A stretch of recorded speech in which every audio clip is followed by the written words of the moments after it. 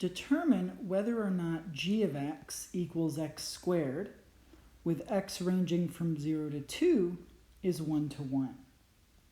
What we've done here is we've taken a function that we usually know, f of x equals x squared, but we have restricted the domain, so the function is only defined between 0 and 2.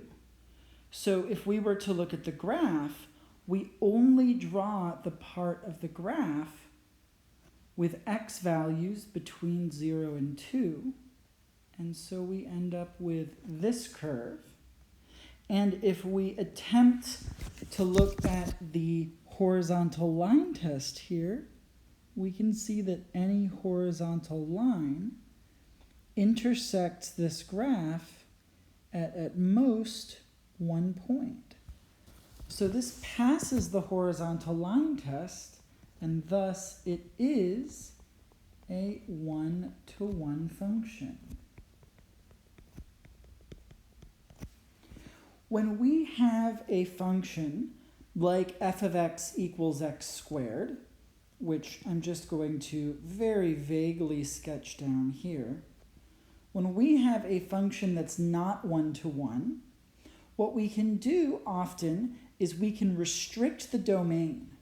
We can say we're only going to look between 0 and 2, or we can say we're only going to look between 0 and infinity, so we're only going to look at the right half of the graph, or we can say we're only going to look from negative infinity to 0, so we're only going to look at the left half of the graph.